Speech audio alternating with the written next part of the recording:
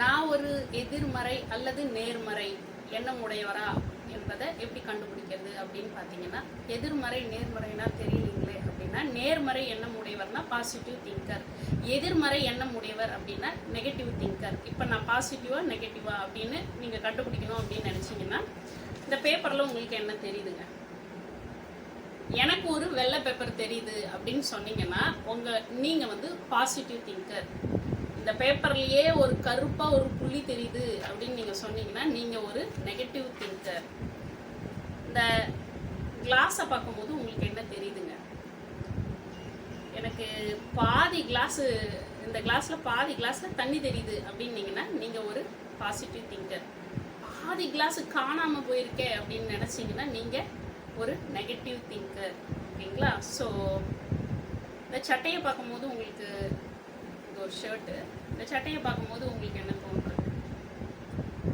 இது எனக்கு சின்னதாயிருச்சு அப்படின்னு நீங்கள் நினச்சிங்கன்னா நீங்கள் ஒரு நெகட்டிவ் திங்கர். நான் வளர்ந்துட்டேன், இப்போ இது எனக்கு சேராது அப்படின்னு நினச்சிங்கன்னா நீங்கள் ஒரு பாசிட்டிவ் திங்கர்.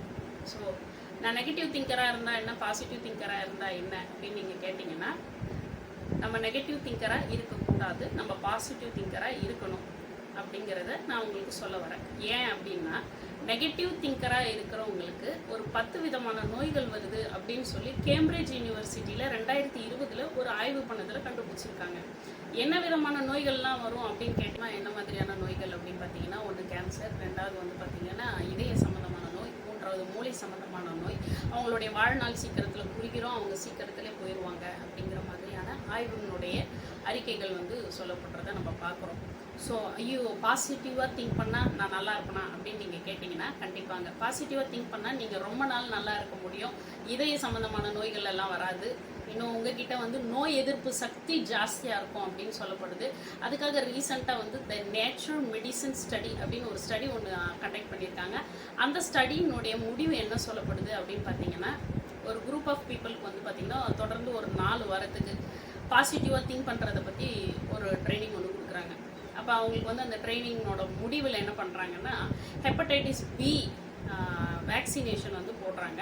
அதை செலுத்தி ஒரு 2 வாரத்துக்கு அப்புறமா அவங்களுடைய ரத்தத்தை எடுத்து அந்த ரத்தத்தில் அவங்களுக்கு நோய் எதிர்ப்பு சக்தி இருக்குதா அப்படிங்கிறத டெஸ்ட் பண்ணி பார்க்கும்பொழுது பார்த்திங்கன்னா, நிறைய பாசிட்டிவாக திங்க் பண்ணவங்களுக்கு பார்த்திங்கன்னா நோய் எதிர்ப்பு சக்தி தானாக வளர்ச்சி அடைகிறதையும், அதுவே அவங்களுடைய ரத்தத்திலேயே நோய் எதிர்ப்பு சக்தி அதிகமாக இருக்கிறதையும் கண்டுபிடிச்சிருக்காங்க. அப்போ கொஞ்சமாக பாசிட்டிவ் திங்க் பண்ணவங்களுக்கு கொஞ்சமாக தான் நோய் எதிர்ப்பு சக்தி இருக்கிறதையும் கண்டுபிடிச்சிருக்காங்க. ஸோ இதனால் இன்றைக்கி நான் என்ன சொல்ல வரேன் உங்களுக்குன்னா, எப்போவுமே பாசிட்டிவாக மட்டும் திங்க் பண்ணுங்கள், நீங்கள் ரொம்ப நாளைக்கு நல்லா இருப்பீங்க.